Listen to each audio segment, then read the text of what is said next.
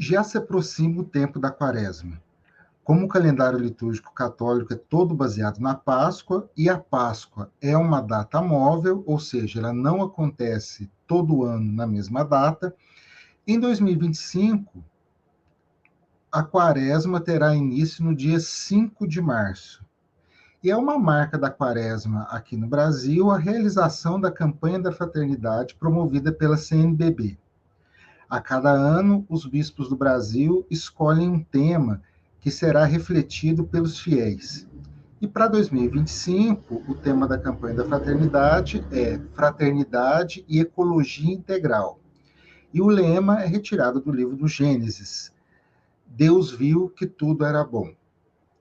E você e eu temos o privilégio de conversar com o padre Jean Paul Hansey, secretário executivo de campanhas da CNBB.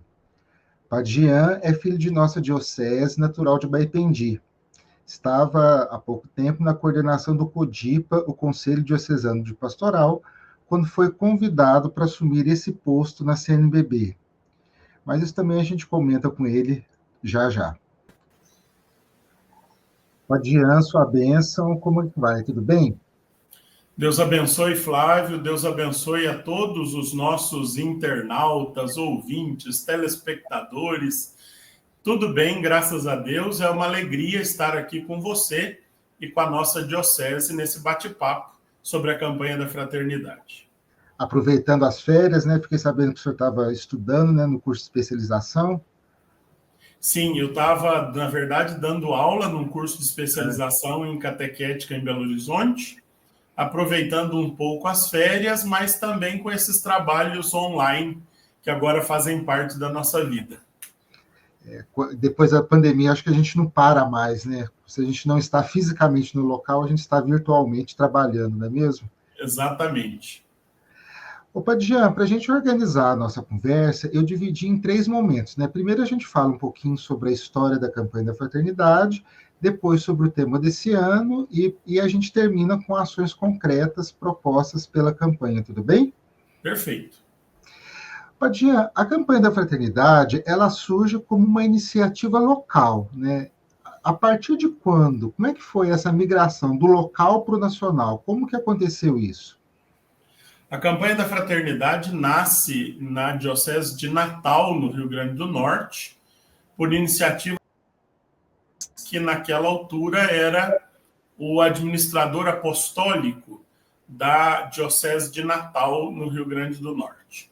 Ali, em 1962, se decide fazer um experimento de uma campanha em vista da sustentação das ações da Caritas Nacional, da Caritas do Brasil. Porque os financiadores norte-americanos da Caritas avisavam que os recursos estavam acabando e que o Brasil tinha que conseguir recursos próprios para a atividade caritativa da igreja. Dom Eugênio, que era o assistente nacional da Caritas, resolve então fazer esse experimento local em Natal, 1962. Em 1963, dado o sucesso do experimento de Natal, a campanha da fraternidade, que já tinha esse nome e já acontecia na Quaresma, se espalha por todas as dioceses do Nordeste, que já estavam habituadas a uma convergência de atividades, dado o enfrentamento comum da seca. Em 1964, Dom Helder Câmara, que era um nordestino, secretário-geral da CNBB, propõe a todos os bispos do Brasil, na verdade isso acontece no dia 26 de dezembro de 1963, numa carta, Dom Helder propõe a todos os bispos do Brasil a realização da campanha da fraternidade em âmbito nacional já na Quaresma de 64. E é então em 1964 que acontece a primeira campanha da fraternidade em âmbito nacional, já tendo agora um tema que foi o da primeira, lembre-se, você também é igreja, trazendo para o Brasil o ensino, aquilo que está sendo discutido nessa altura no Concílio Vaticano II, e ela abrange a grande maioria das dioceses do Brasil, a ponto de, nesses 60 anos, alcançar 100% das dioceses do Brasil. O senhor citou o bispo de Natal, Dom Eugênio, né? O Dom Eugênio Salles, que foi arcebispo do Rio de Janeiro há muito tempo, né? Exatamente, ele mesmo. Ah, certo. E o tempo da Quaresma, ele é um período litúrgico muito forte, pois faz parte do ciclo da Páscoa. É um grande retiro que a Igreja propõe para a gente se preparar para o tempo mais forte do calendário litúrgico, que é a ressurreição de Cristo, o ciclo pascal. Por que a Quaresma foi escolhido como tempo para a realização da campanha da fraternidade? A Quaresma foi escolhida para o tempo da realização da campanha da fraternidade, porque desde as suas origens, a campanha da fraternidade é um projeto de conversão. De conversão não apenas pessoal, mas pessoal, eclesial e social. Então, sendo um projeto de conversão que visa a melhor e a maior consciência do povo cristão na vivência do Evangelho, o tempo da Quaresma é o tempo oportuno que se encaixa perfeitamente, ou melhor, no qual se encaixa perfeitamente a campanha da fraternidade. É por esse motivo, porque é um projeto de conversão e os seus objetivos permanentes, eles atendem perfeitamente às exigências do tempo da Quaresma. E o senhor comentou, né, que o primeiro tema da campanha da fraternidade estava muito relacionado à questão do Vaticano II, do concílio que estava acontecendo. Se a gente pegar numa linha histórica, quais que foram, assim, uma divisão temática da campanha da fraternidade? Existe isso? É possível a gente agrupar os temas em momento histórico, por exemplo? Existe uma tese de doutorado do padre Adalberto Vanzella, do Vale do Paraíba. Ele, na sua tese de doutorado, ele defende 3 etapas na construção dos temas da campanha da fraternidade. Uma primeira etapa ali nas origens da campanha, década de 60, início de 70 no máximo, temas eclesiológicos. A campanha era instrumento para a aplicação da eclesiologia do Concílio Vaticano II no Brasil. Depois dessa fase, dessa primeira fase inicial, há uma segunda fase fortemente influenciada pelas conferências de Medellín e Puebla posteriormente na América Latina. Medellín e Puebla são a aplicação do Concílio Vaticano II na América Latina. Mas sob a influência dessas duas conferências, a campanha da fraternidade passou a desenvolver temas importantes para a igreja e a sociedade na América Latina, que vivia nessas décadas de 70 e 80, especialmente, a fase do desenvolvimentismo.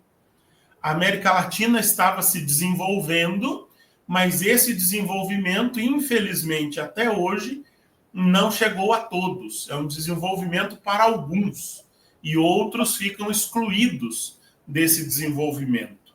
Então, a campanha da fraternidade, numa segunda fase, desenvolve temas ligados à realidade latino-americana do seu desenvolvimento. Numa terceira fase, aí nas décadas de 90 e nos anos 2000, no início dos anos 2000, a campanha da fraternidade foca mais no contexto brasileiro e traz temas importantes para a nossa realidade como Brasil, mantendo aquela tradição de abordar temas sociais e humanitários que exigem a nossa conversão enquanto povo brasileiro. Eu, porém, defendo, Flávio, uma quarta etapa nos tempos da campanha da fraternidade. Desde 2013, 2015, mais ou menos, nós vemos muito presentes na campanha da fraternidade os grandes temas do magistério do Papa Francisco. O diálogo, a misericórdia, a amizade social, a fome, agora a ecologia integral, são temas muito importantes no magistério do Papa Francisco. Então, creio eu que nós já temos 4 etapas. A etapa originária, eclesiológica, a etapa da influência de Medellín e Puebla, do desenvolvimentismo latino-americano, a etapa dos problemas sociais do Brasil e agora a etapa da recepção do magistério do Papa Francisco a partir dos seus temas principais. E ainda falando sobre temas, Padre Jean, como que são escolhidos os temas da campanha da fraternidade? Eles são escolhidos no ano anterior, a gente tem, digamos, uma gordurinha para queimar, já escolhida 2, 3 anos para frente. Como que é esse processo? Os temas são escolhidos atualmente sempre 2 anos antes da realização. Então, para a campanha de 2025, o tema foi escolhido em 2023. Para a campanha de 2026, o tema já foi escolhido em 2024. E nós temos aí 2 anos de preparação, de estudo, de aprofundamento, de elaboração da reflexão de base, que é o texto base da campanha da fraternidade, da construção dos mais de 20 subsídios que são publicados para a campanha da fraternidade, de formação, capacitação e motivação nacional, regional e diocesana para a realização da campanha da fraternidade a partir da Quaresma. Então, são 2 anos de preparação. Os temas podem ser propostos por qualquer entidade ou qualquer pessoa, desde que essa entidade ou pessoa dirija uma carta à presidência da CNBB, apresentando a sua sugestão de tema e lema e desenvolvendo um raciocínio que justifique aquele tema e aquele lema. É muito importante que as sugestões respeitem ou correspondam aos objetivos permanentes da campanha da fraternidade. Eles têm que estar de acordo com aquilo que é a natureza da campanha da fraternidade. O tema da ecologia integral, por exemplo, foi proposto pela Comissão Especial de Ecologia Integral e Mineração da CNBB. Em carta à presidência, essa comissão apresentou o tema, o lema, as motivações e uma série de outras entidades que subscrevia a sua sugestão. É curioso que o tema foi aceito, Fraternidade e Ecologia Integral, mas o lema proposto pela comissão não foi aprovado pelos bispos. Os bispos quiseram escolher um outro lema, que é a frase bíblica que ilumina a abordagem do tema. Muito inspirados no Cântico das Criaturas de São Francisco, os bispos foram buscar lá no livro do Gênesis, capítulo 1, versículo 31, o lema da campanha. Deus viu que tudo era muito bom. Primeira leitura da Vigília Pascal, né? O grande poema da criação. Exatamente. Então, e essa aprovação, essa escolha, hoje ela é atribuição do Conselho Episcopal de Pastoral da CNBB. É o conselho que reúne a presidência da CNBB e os presidentes das comissões, das 12 comissões permanentes de pastoral da CNBB, que são todos eles eleitos na Assembleia Geral, tanto a presidência como os 12 presidentes das 12 comissões. Então, são estes 16 membros do Conselho Episcopal de Pastoral que têm a responsabilidade de discernir as diversas sugestões recebidas e, olhando o contexto e olhando os apelos da realidade, definir o tema de 2 anos a seguir. Já temos definido o tema de 2026 e no próximo mês já deve ser definido. Nós estamos em janeiro gravando isso, né? Então, fevereiro ou no máximo março, nós já deveremos ter o tema da campanha da fraternidade de 2027. Dá para dar um pequeno spoiler do tema do ano que vem, 2026? O tema de 2026 já é público, nós já estamos trabalhando arduamente na elaboração do texto base, uma comissão responsável. Nós vamos, em 2026, refletir sobre fraternidade e moradia. E o lema inspirador é do Evangelho de São João, capítulo 1, versículo 14. Ele veio morar entre nós. Deus fez moradia na nossa vida. Por isso, nós devemos também cuidar para que todos os filhos e filhas de Deus tenham uma digna moradia. E ainda nesse percurso histórico um pouco da campanha, né, acredito que o senhor deva ser contemporâneo a mim, né, temos mais ou menos a mesma faixa etária, o senhor deve lembrar que nos anos 80 a campanha da fraternidade mobilizava muita gente, né? Inclusive me recordo do Papa João Paulo II, hoje santo, né, inclusive gravar mensagens motivando os fiéis para a campanha da fraternidade, e parece que houve um enfraquecimento disso, né, dessa mobilização. A que o senhor atribui um pouco isso? Primeira coisa, Flávio, que eu queria dizer é que desde 1970, desde São Paulo VI, até 2024, nunca faltou, em todos os anos, nós recebemos uma mensagem do Papa de apoio e de mobilização, de incentivo para a campanha da fraternidade. Então, desde 1970, com São Paulo VI, até 2024, com o Papa Francisco, e em 2025 essa mensagem já está sendo solicitada ao Papa. Nós temos todos os anos uma mensagem de apoio e incentivo do Papa para a campanha da fraternidade. A campanha da fraternidade anualmente conta com a bênção do Papa. E não é simplesmente uma mensagem. Na primeira remessa de publicação do texto base, é tirado um exemplar do texto base e enviado ao Santo Padre para a apreciação dele sobre o que a Igreja no Brasil está refletindo. E é a partir desta leitura, desta apreciação, que o Santo Padre nos envia a mensagem para a campanha da fraternidade. Porém, todos nós sabemos que os cenários de igreja, essa expressão do Padre Libânio, mudaram nas últimas décadas. Não é só a campanha da fraternidade que nós podemos dizer assim, enfraqueceu. Se nós olharmos ao nosso redor, se nós olharmos a realidade da nossa diocese, há muita coisa que enfraqueceu.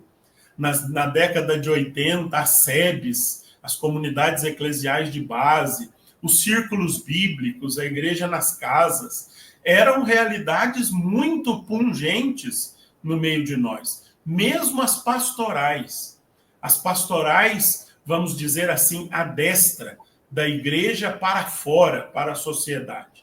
Hoje nós temos pastorais, mas se nós olharmos, se nós analisarmos a nossa realidade, as pastorais mais fortes na nossa realidade hoje são as pastorais ad intra, são as pastorais da igreja dentro dela mesma, né?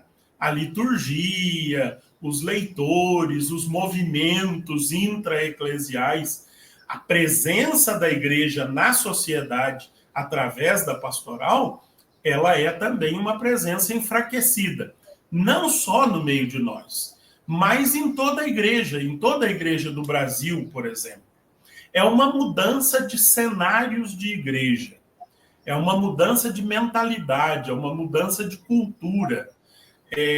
Isso se deve a N fatores sociais, políticos, religiosos, de educação e muitos outros. O padre Libânio acrescenta, numa edição nova, inclusive, desses cenários, né, estamos num mundo fragmentado. Então, a igreja tem que se adequar a esse mundo fragmentado, não é? Exatamente. Esse é o cenário de hoje. E com essa expressão, o padre Libânio diz, o cenário de hoje não é um só cenário, é um mosaico, né? Um mosaico de diversos cenários. E nesse mosaico de diversos cenários, nós vemos surgir expressões eclesiais, mas nós vemos também resistir determinadas expressões, como as pastorais sociais, como as comunidades eclesiais de base e como a campanha da fraternidade. Ela continua tendo espaço neste cenário fragmentado de igreja que nós experimentamos hoje. A campanha enfraqueceu? Eu acredito que sim, não sou reticente a essa ideia. Mas eu tenho a graça de, pela função de secretário executivo de campanhas, andar por todo o Brasil, dando formação para a campanha da fraternidade. E eu digo, há muita gente comprometida com a campanha da fraternidade em todo o Brasil. Leigas, religiosos e religiosas, diáconos permanentes, padres, bispos. Há muita gente dando vida, ainda hoje, à campanha da fraternidade. Eu visito os 19 regionais da CNBB e em todos eles encontro gente comprometida que dá a vida por essa causa. Podia ser melhor? Sem dúvida alguma. Aqui mesmo, no nosso sul de Minas, é uma realidade onde a campanha da fraternidade precisa de um novo gás, precisa de um novo empenho, precisa de uma nova adesão. Mas em todo o Brasil, a campanha da fraternidade está viva e realiza obras admiráveis em todo o Brasil. E ainda falando um pouco desse contexto histórico, né, a gente vê algumas críticas com relação à campanha, sobretudo de algumas pessoas dizendo que a campanha da fraternidade está sempre ligada a uma prática mais progressista da igreja, mais libertadora, né? Recentemente, a última campanha da fraternidade de cunho ecumênico não teve adesão 100% das dioceses, né? Acho que alguns bispos não quiseram aderir. O que o senhor teria para dizer para esse pessoal, né? Como que a gente poderia responder a esse povo? Olha, Flávio, quem nos ensinou a nos preocupar com os pobres não foi nada mais, nada menos do que nosso Senhor Jesus Cristo, né? E se preocupar com os pobres, com os vulneráveis, com os fragilizados desta terra, como você diz, progressismo, o primeiro progressista foi nosso Senhor. O que a campanha da fraternidade faz é ser fiel ao Evangelho, propondo um processo de conversão pessoal, comunitária e social, sem abrir mão de que a conversão aconteça nestes 3 âmbitos. Hoje nós temos uma espiritualidade latente na igreja que valoriza muito o pessoal, que valoriza muito o gesto de conversão pessoal. Mas se a conversão não passa do pessoal ao comunitário e do comunitário ao social, esta conversão ainda não é plena. O que a campanha da fraternidade quer é um processo de conversão pleno e integral, que abranja todas as dimensões da nossa vida. O Papa Francisco chama isso de igreja em saída, de uma igreja não aprisionada na sacristia ou nos interiores. Às vezes, a sacristia, onde a igreja está aprisionada, é o meu coração. Como se tudo que fosse importante só acontecesse no meu coração ou no coração das pessoas. Tudo começa, a conversão começa no coração da pessoa, mas ela tem que se expandir para a comunidade, para a sociedade, fazendo a diferença e gerando vida. Foi o próprio Senhor quem disse: eu vim para que todos tenham vida e vida plena, e vida feliz, e vida realizada. Esse já foi um lema de campanha anterior, né? Eu vim para que todos tenham vida. Exatamente, e que o padre, não me lembro agora o nome, mas aquele grande compositor de São Paulo, que já está velhinho, com 90 e poucos anos, canonizou com aquele canto: eu vim para que todos tenham vida. Né? O padre Zé Weber é o compositor desse hino que ficou para a história das campanhas. Certo. O padre Jean, entrando agora mais especificamente no tema da campanha da fraternidade deste ano, né? Parece que a ecologia já apareceu algumas vezes na campanha da fraternidade, né? Já foi tema recorrente em outros anos. Né? Que anos foram esses? Como é que os temas foram tratados? A ecologia é o tema mais tratado na história das campanhas da fraternidade. E é, de longe, o tema mais tratado. Essa é a 9ª campanha da fraternidade sobre ecologia. As outras 8, a última foi em 2017, as outras 8 não foram campanhas da fraternidade e ecologia, mas fraternidade e biomas brasileiros, fraternidade e água, fraternidade e povos indígenas, fraternidade e Amazônia. A igreja no Brasil trata da ecologia na campanha da fraternidade desde 1979, quando ainda não se falava de Agenda 2030, quando ainda não se falava de ecologismos, quando ainda não se falava com tanta ênfase como hoje se fala de ecologia. A campanha da fraternidade já trazia, em 1979, o tema: por um mundo mais humano, preserve o que é de todos. Então, foram de 79 até 2025, são 9 campanhas da fraternidade que abordam, de alguma forma, temas ecológicos.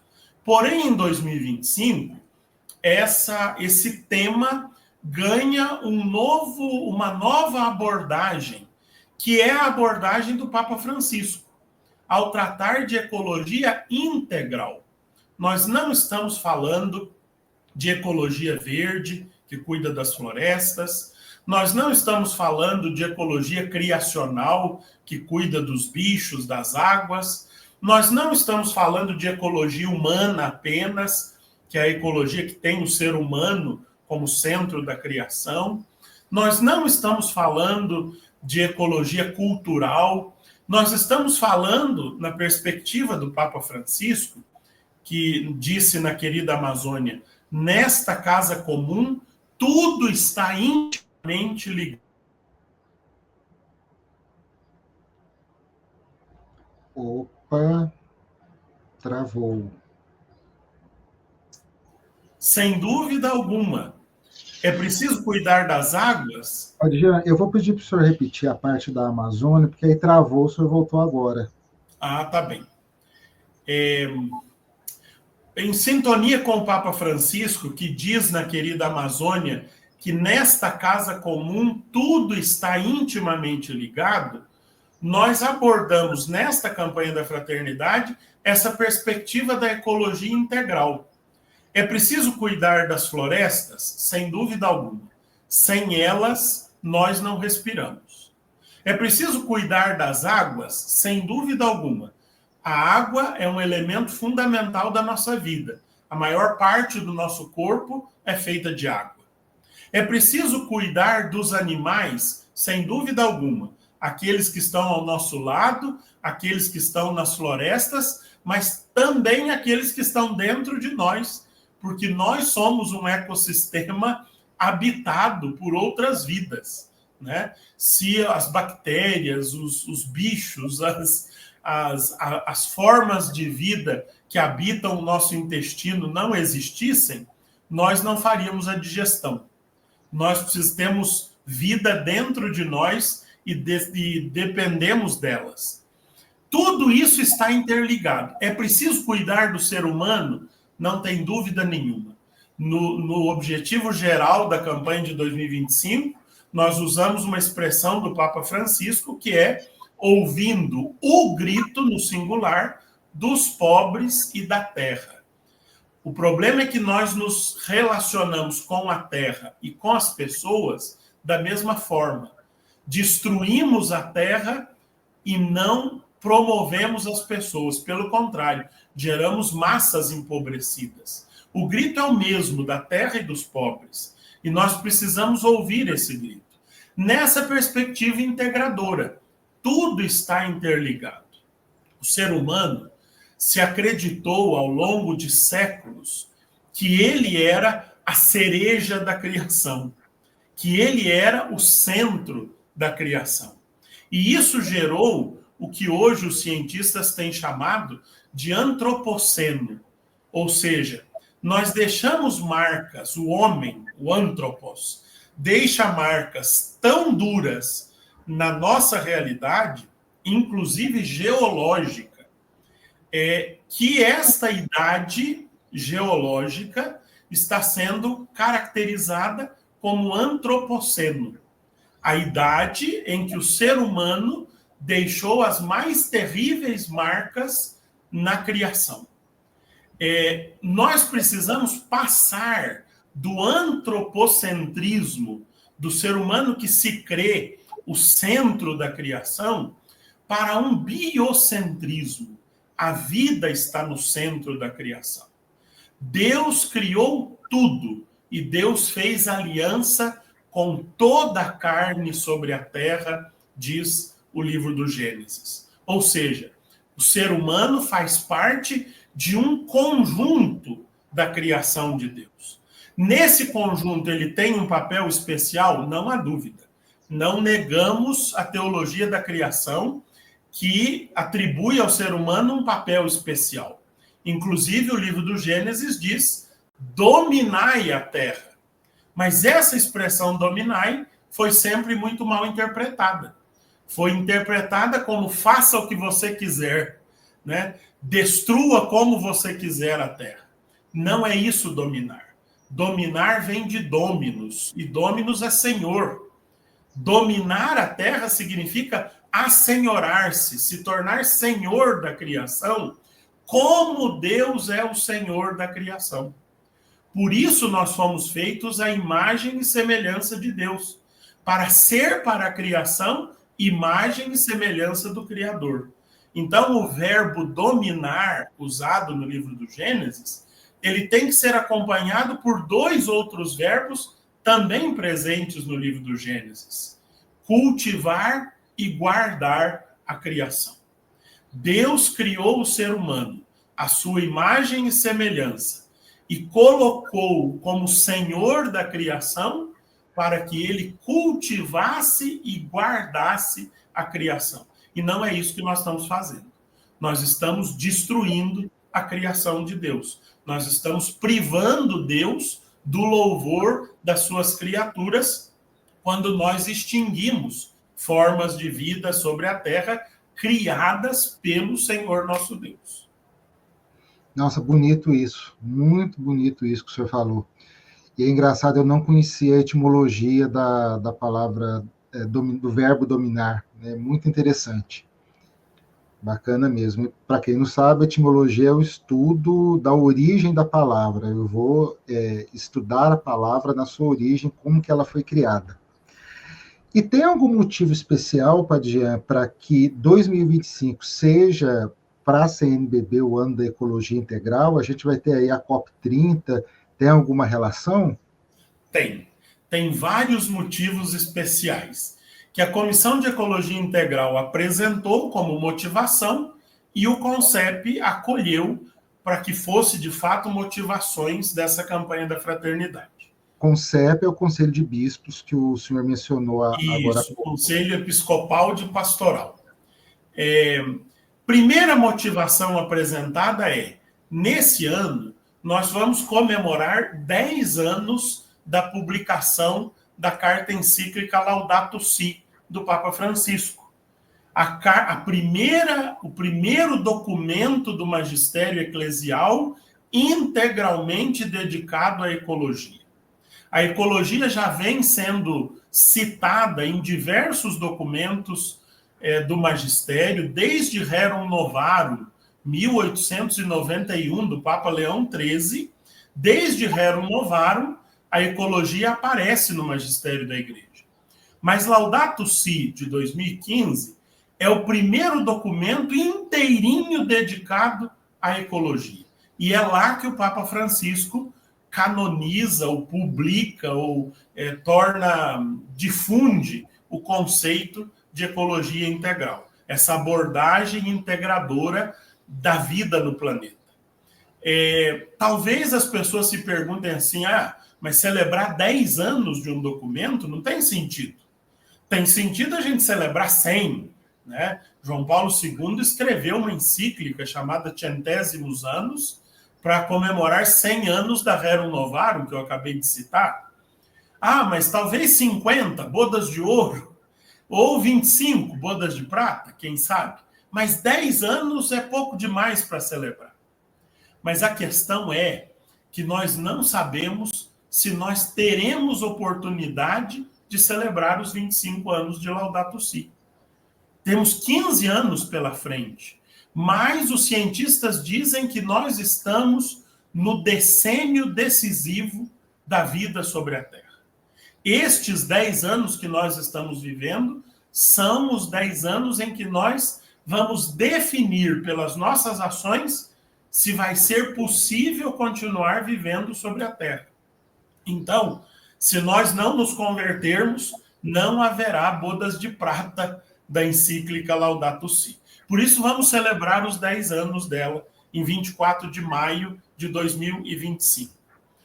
Curiosamente, o próprio Papa Francisco, também de uma forma inédita, isso nunca aconteceu no magistério da Igreja, ele publicou em 2023 uma exortação apostólica chamada Laudate Deum, que ele começa dizendo: há 8 anos eu publiquei a Laudato Si e vocês ainda não escutaram.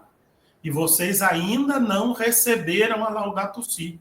Se vocês não se converterem, se nós, humanidade, não nos convertermos, pode ser tarde, diz o Papa Francisco. Então, primeira motivação, celebrar os 10 anos da Laudato Si e acolhê-la, e acolher a exortação da Laudate Deum, que é justamente para olhar para a Laudato Si. Segunda motivação, eu não vou apresentar todas, porque seria muito longo, mas as principais. 800 anos do Cântico das Criaturas, de São Francisco de Assis. Se eu não me engano, é ele que está aí atrás de você, não é? Não, é o confrade. É o confrade? Não enxergo direito daqui, mas vi que era um franciscano. É Santo Antônio. Santo Antônio, muito bem. Então, São Francisco de Assis, em 1225, escreveu, já um ano antes da sua morte, um poema, um louvor ao Criador, que é considerado a certidão de nascimento da língua italiana atual. É um poema, um cântico, um louvor a Deus, de um homem profundamente reconciliado consigo mesmo, com a criação e com o Criador. São Francisco escreve o cântico numa situação terrível. São Francisco está um ano antes da sua morte, praticamente cego, porque teve cauterizados os seus 2 olhos, ou seja, queimados com ferro quente. O nervo óptico de São Francisco foi queimado com ferro quente, era a prática da medicina da sua época, para livrá-lo das dores que ele tinha nas vistas. Imaginem só, queimar com ferro quente para tirar a dor, né? Por isso São Francisco já estava praticamente cego. Tomás de Celano, que é o primeiro biógrafo de São Francisco, diz que ele vivia numa cabana de palha próxima a São Damião, onde vivia Santa Clara com as irmãs, e ali os ratos e outros animais peçonhentos dormiam com São Francisco, nessa cabana de palha. Nesta situação, São Francisco dita um poema que diz: louvado sejas, meu Senhor, por todas as tuas criaturas, essas peçonhentas que estão ao meu redor, aquelas que eu já não vejo mais. E ele vai descrevendo o sol, a lua, as estrelas, o vento, o fogo que cauterizou seus olhos, a mãe terra, a irmã água. E em 1226 ele conclui o cântico louvando pela reconciliação e pela morte.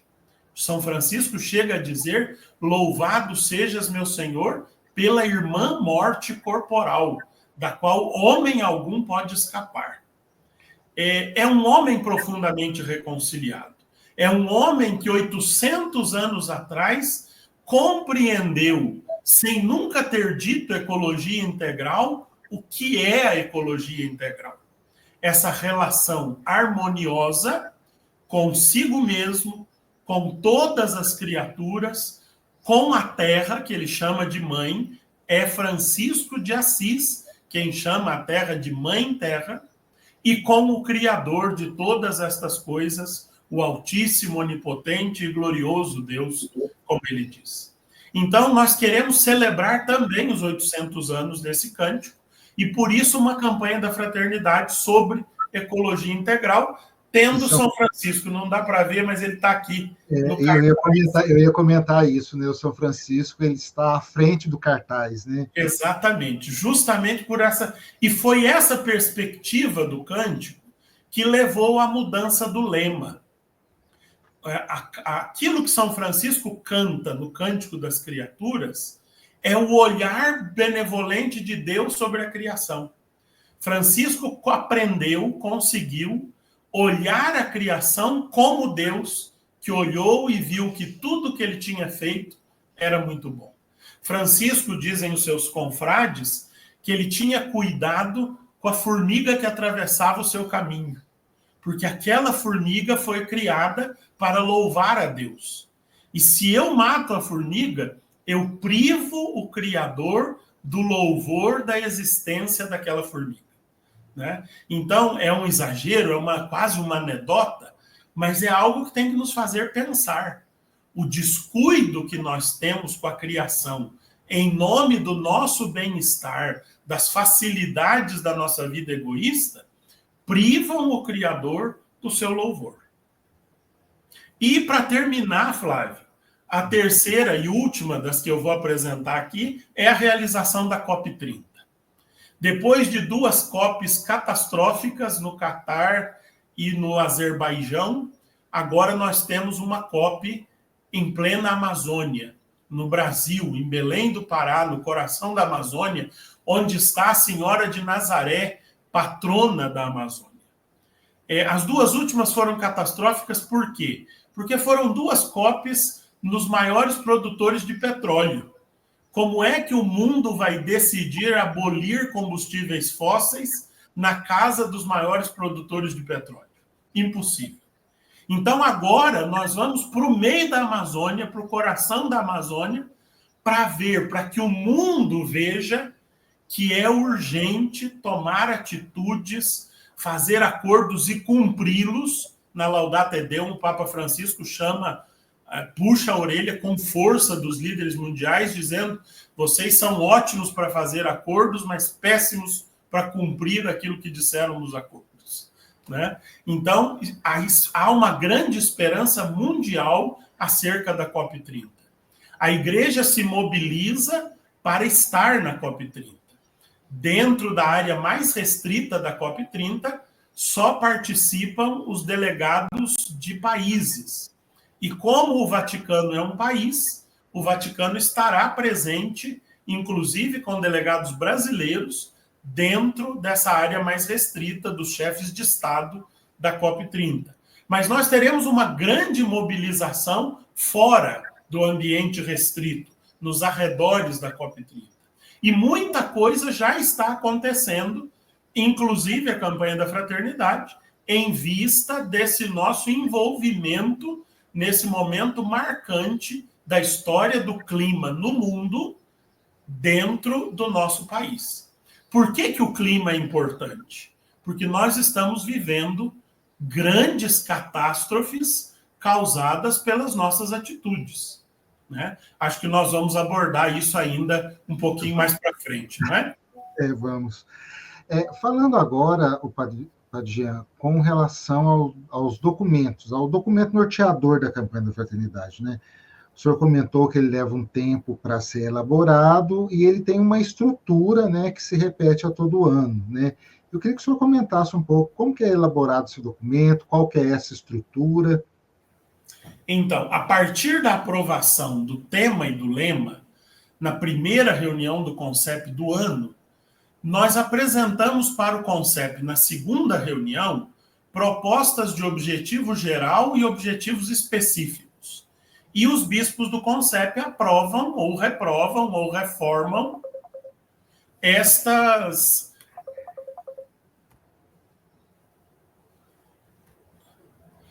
Perdão, retomando aqui, entrou uma ligação. Os bispos do CONCEP aprovam, reprovam ou reformam esses objetivos.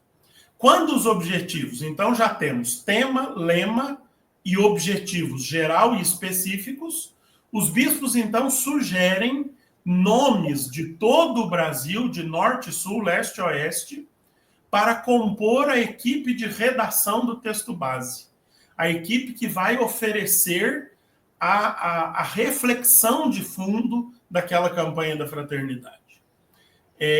O método é sempre o método latino-americano, na verdade, o método veio da Europa por meio da ação católica, que é o método ver, julgar e agir.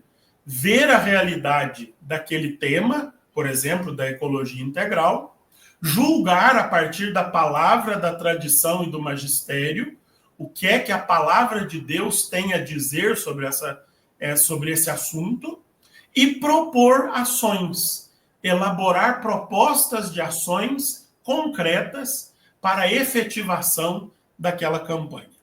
Esse texto é feito, é revisto, é martirizado por todos os assessores da CNBB, por uma ampla comissão de revisão de todo o Brasil e, por fim, por todos os teólogos peritos da Comissão de Doutrina da CNBB.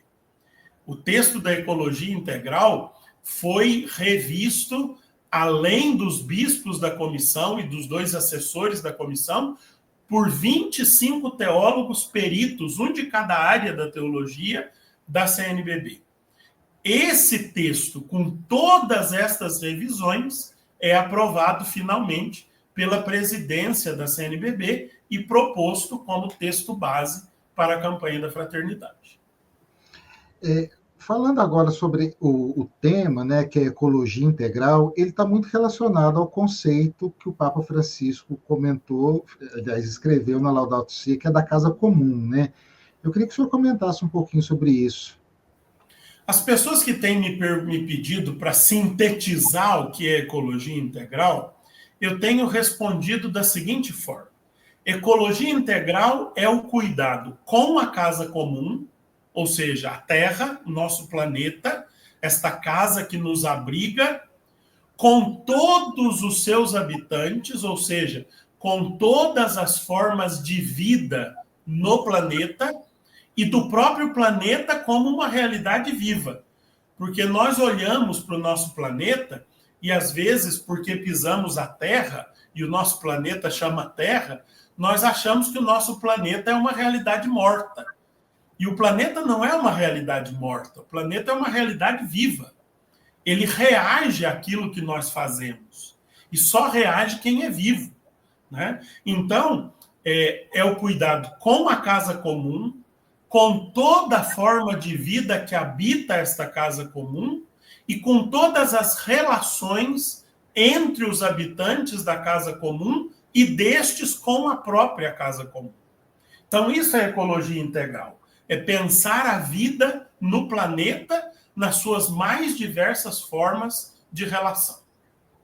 E a campanha da fraternidade, né, agora entrando na questão mais prática, né, ela aborda, afirma que a gente está com uma grave crise ambiental, né? O senhor poderia falar sobre como se configura essa crise, realmente o que está acontecendo que chamou a atenção dos bispos? Olha, eu penso que isso é uma das coisas mais fáceis de perceber na realidade atual. Né? Quando nós íamos começar aqui a nossa gravação, tanto eu quanto você verificamos se os nossos ventiladores não estavam interferindo no som, não é verdade? No sul de Minas, nós não estamos sobrevivendo sem ventiladores e ares condicionados, né? Então, é interessante, né?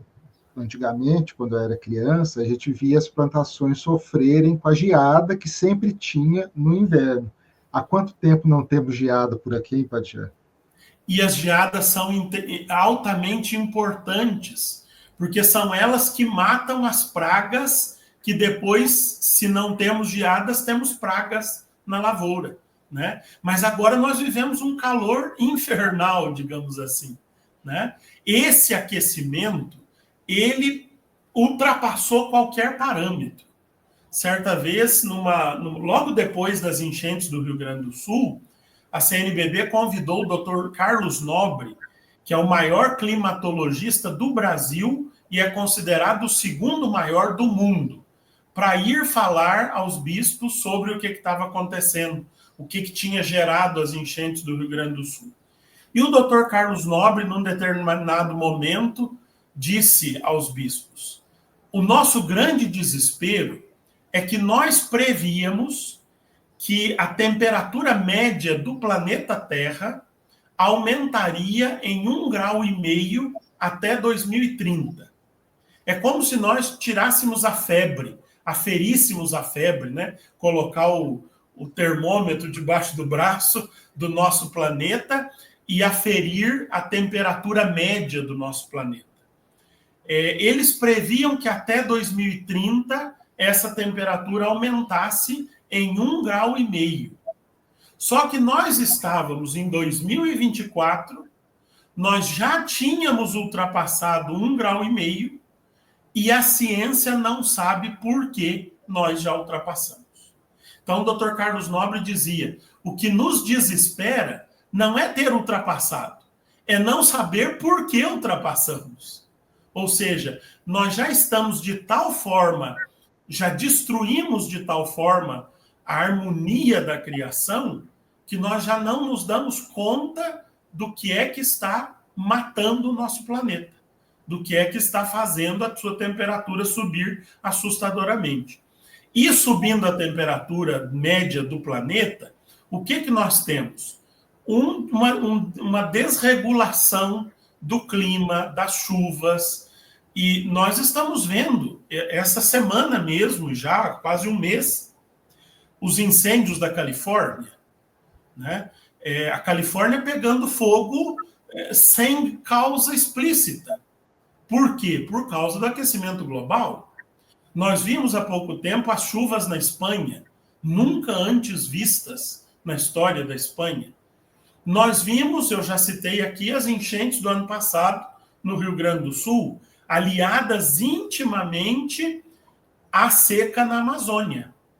Nós vivemos 2 anos de terrível seca, de rios de quilômetros de largura poderem ser atravessados a pé enxuto, como diz o livro do Êxodo, né? Nós vimos, há pouco tempo encontrei em Porto Alegre uma cientista que estuda os musgos na Antártida. E ela dizia: eu vou todo ano à Antártida. Cada ano a Antártida está menos branca e mais verde. Por quê? Por causa do aquecimento, do descongelamento das geleiras. Geleiras congeladas há milhares de anos que estão descongelando pelo aquecimento global. E quantos vírus, quantas bactérias estavam congeladas nessas geleiras estão sendo descongeladas, soltas na atmosfera, e que nós desconhecemos o que elas podem nos causar. Então, o deserto do Atacama, o ano passado, floriu. Ficou um deserto florido, né? É um descompasso as populações andinas, que têm os picos das montanhas congeladas, né, eles estão sofrendo com isso também, né, porque está derretendo e alterando o ciclo ecológico das aldeias. Exato. É um descompasso total no clima da nossa casa comum. Então, é essa crise socioambiental. Agora, por que sócio? Se nós falamos aqui só de ambiental. Porque quem mais sofre com essas crises são os pobres. Né? Os países pobres, as pessoas pobres. É claro que a crise chega para todo mundo. As chuvas no Rio Grande do Sul não alagaram só a casa dos pobres, mas os ricos se reerguem com muito mais facilidade. Os pobres com muito mais dificuldade. Ainda hoje, no Rio Grande do Sul, há mais de, não me lembro aqui exatamente, mas mais de 1.000 famílias que não conseguiram voltar para casa. Vejam só, não são as famílias mais ricas. Os pobres são aqueles que mais sofrem. Por isso é preciso olhar esta crise como um todo, na sua integralidade. O Papa diz, não é uma crise social e outra ambiental. É uma única crise, um único grito dos pobres e da terra. E o texto também, ele usa duas expressões, né, que eu achei bem interessante, pecado ecológico e conversão ecológica. O que seriam essas expressões? Essas duas expressões são do Sínodo da Amazônia. Elas surgiram no Sínodo da Amazônia e estão canonizadas, digamos assim, na exortação apostólica Querida Amazônia. O que é o pecado ecológico? É o pecado que nós cometemos contra Deus, o Criador, e contra os nossos irmãos e irmãs, ao não nos comprometermos com o cuidado da ecologia integral. Quando nós dizemos assim, enchente no Rio Grande do Sul, isso é problema deles. Não é, não. Isso é problema nosso. Né? O calor que nós estamos sentindo é problema nosso. Né? Tem muita gente morrendo. Dr. Carlos Nobre dizia isso. A grande mortalidade da crise climática não é pelas catástrofes, é pelas ondas de calor. Elas matam muito mais do que as catástrofes. Só que elas matam silenciosamente, sem alarde. Fulano infartou. Por que infartou? Porque estava dentro de uma onda de calor. Fulano teve um derrame. Por quê? Porque estava sofrendo uma onda de calor. Mas a gente atribui a morte ao derrame, ao infarto, e não à onda de calor. Como se fosse uma insolação, né? A pessoa passa mal. Exatamente.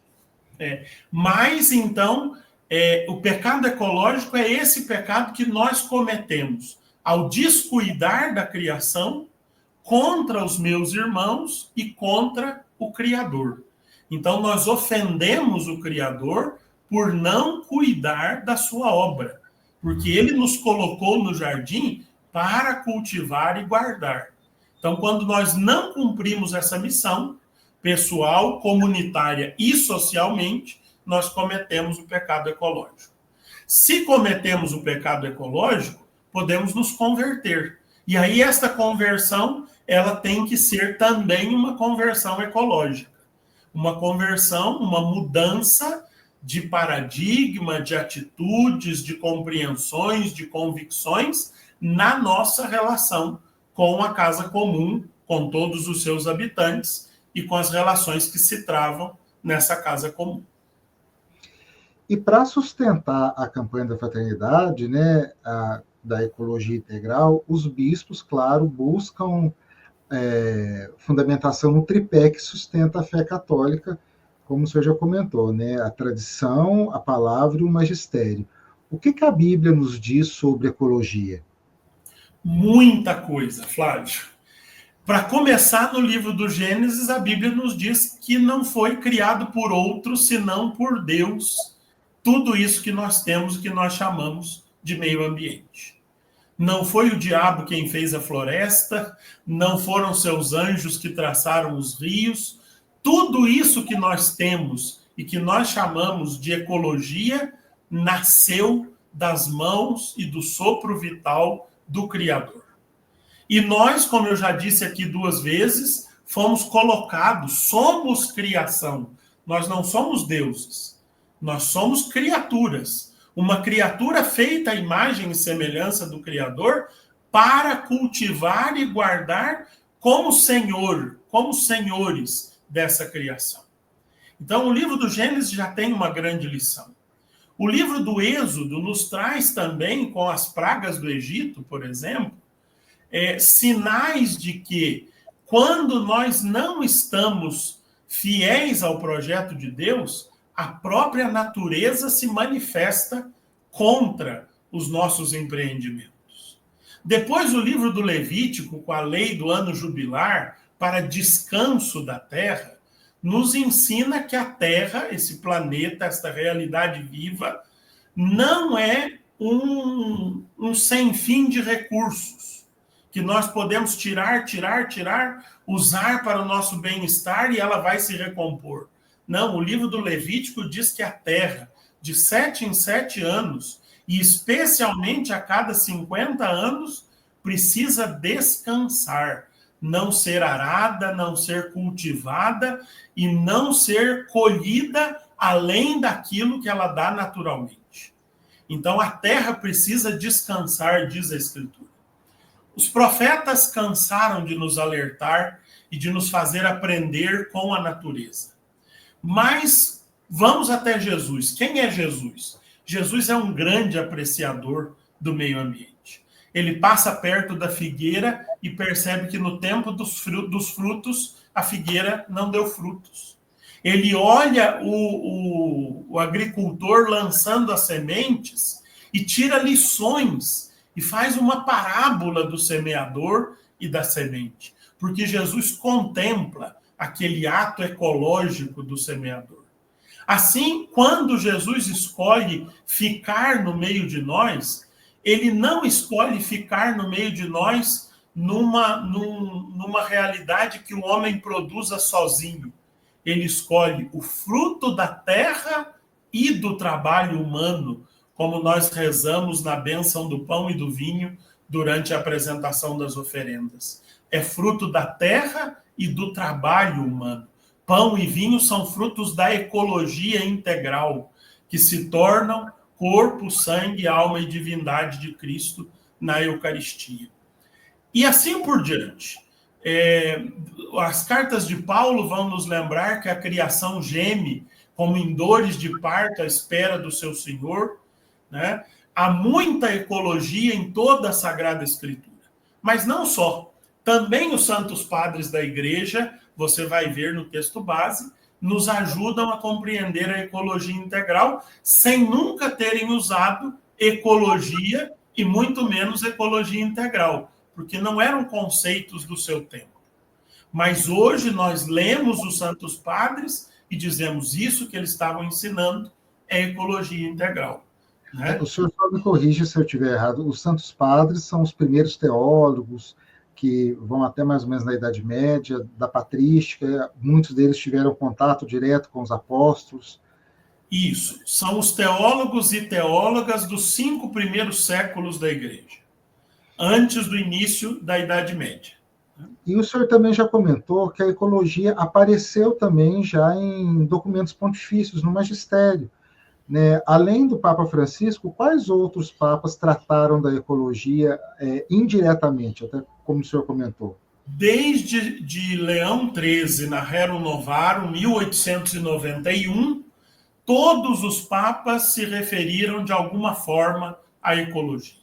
Então, nós passamos aí por Bento XVI, por João Paulo II, por Paulo VI, por João XXIII, né? Todos os papas do século XX falaram de ecologia, de alguma forma. No texto base, vocês têm todo esse percurso, desde a Rerum Novarum até a Laudate Deum, que é o último documento do Papa Francisco sobre a ecologia. E nós já conversamos sobre a campanha, sobre suas fontes teológicas, a inspiração, mas o que de concreto a campanha da fraternidade propõe em 2025?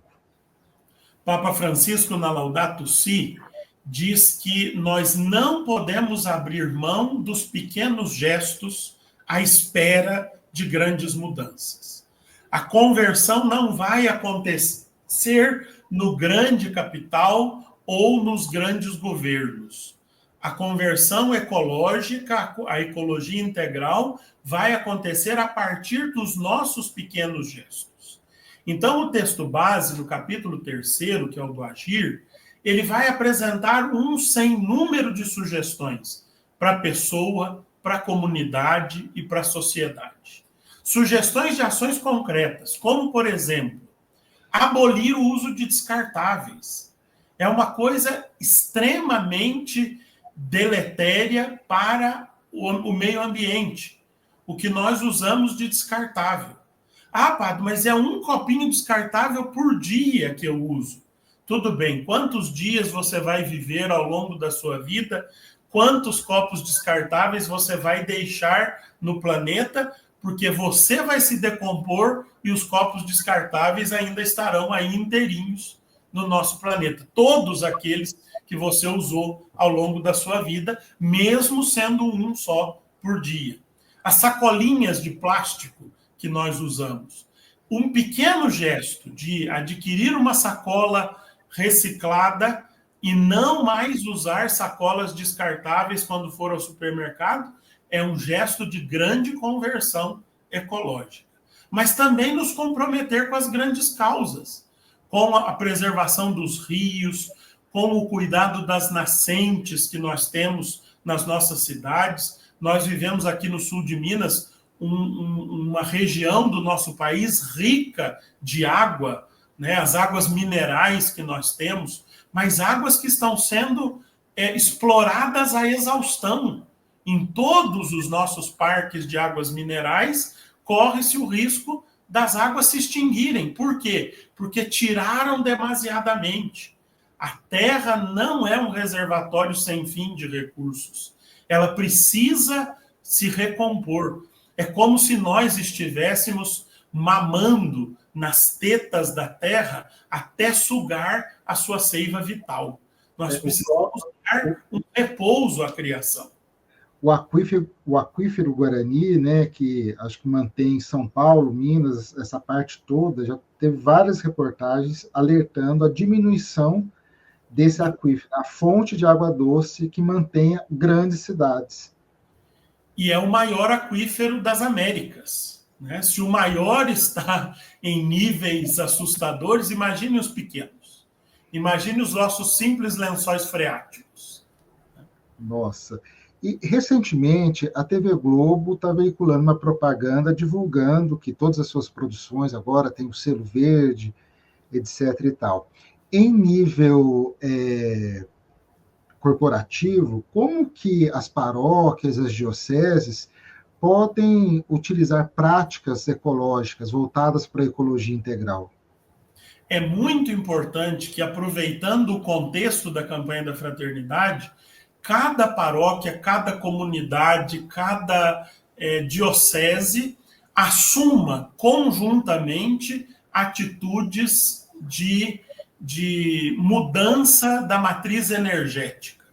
Além dessa abolição dos descartáveis, além de outras atitudes importantes, mas, por exemplo, a instalação de placas solares para energia solar nas nossas igrejas, seminários, comunidades, casas paroquiais. É um grande ato de conversão ecológica. Nós temos que tomar cuidado com estes selos verdes ou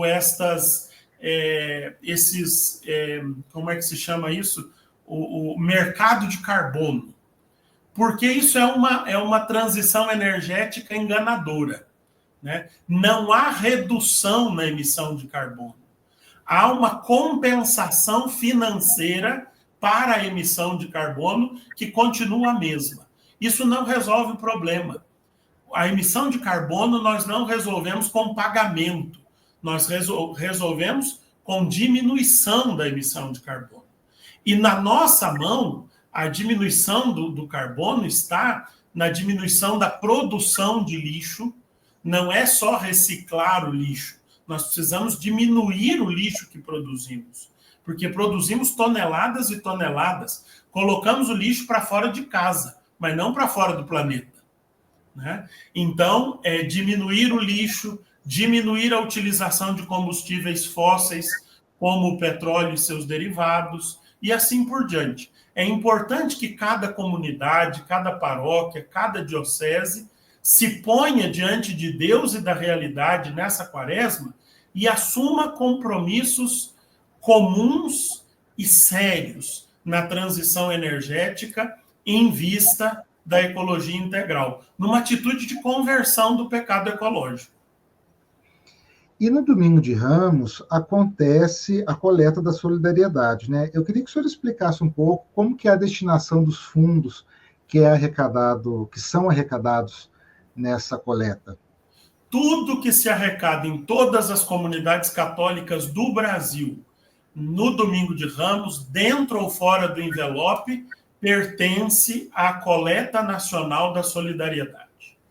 Deste montante, 60%, a maior parte, fica na própria diocese, para que a diocese administre um fundo diocesano de solidariedade. Um fundo que auxilie projetos de ecologia integral em 2025 no âmbito da própria diocese. Os outros 40%, a menor parte, são enviados para o Fundo Nacional de Solidariedade. No Fundo Nacional de Solidariedade, nós ajudamos projetos de todo o Brasil que apresentam-se a nós, que se inscrevem pela plataforma, suplicando o auxílio financeiro para os seus projetos. Para cada ano, os projetos são sempre referentes ao tema da campanha da fraternidade. Então, em 2025, projetos de ecologia integral. Na Páscoa, a CNBB publica um edital que baliza como devem ser esses projetos, que tipo de projetos vão ser ajudados, mas o certo é que, em 2024, nós ajudamos mais de 300 projetos em todo o Brasil, de norte a sul, leste a oeste, com cerca de 8 milhões de reais. Então, 8 milhões de reais são os 40% do Fundo Nacional. Então, tem 60% que ficou nas dioceses, nas 280 dioceses do Brasil. Esses 60% são em torno de 12 milhões de reais. Então, a coleta nacional, no seu todo, administrou em 2024 cerca de 20 milhões de reais, revertidos em ações sociais e humanitárias, de acordo com o tema da campanha. É interessante o senhor comentar isso, né, que o edital é público, o chamamento é público, né? Todos, geralmente são ONGs, né, que participam. Qualquer CNPJ ativo em território brasileiro pode concorrer ao auxílio. Padre Jean, e como é que a gente consegue reverberar a campanha da fraternidade ao longo do ano? Isso é muito importante, Flávio. A campanha não termina no Domingo de Ramos com a coleta. A campanha da fraternidade se estende ao longo de todo o ano e se estende ao longo da vida da igreja. Campanha da fraternidade não tem encerramento. Ela tem 2 aberturas porque ela não tem encerramento. Ela nunca acaba.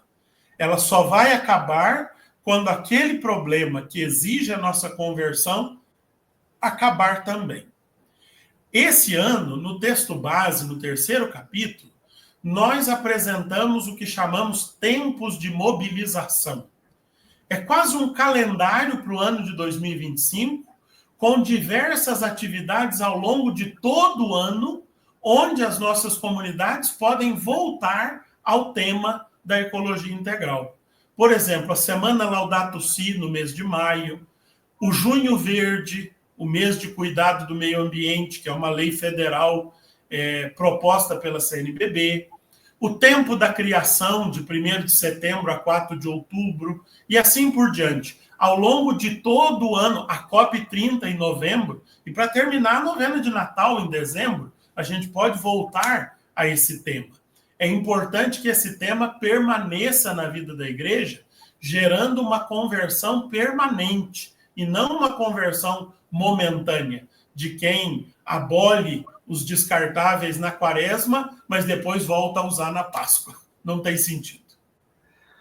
Padia, a prosa foi muito boa, né? Mais de uma hora de conversa aqui, muito bom, muito enriquecedor mesmo. Agradeço muito a sua disposição, a sua disponibilidade de estar aqui com a gente. Muito obrigado, de coração. Eu que agradeço, Flávio, a possibilidade de conversar, especialmente com a Diocese da Campanha, a nossa diocese, através destes veículos da Pastoral da Comunicação. Desejo a vocês um frutuoso trabalho e conto com vocês para fazer acontecer a campanha da fraternidade no meio de nós. Grande abraço. Até mais, padre.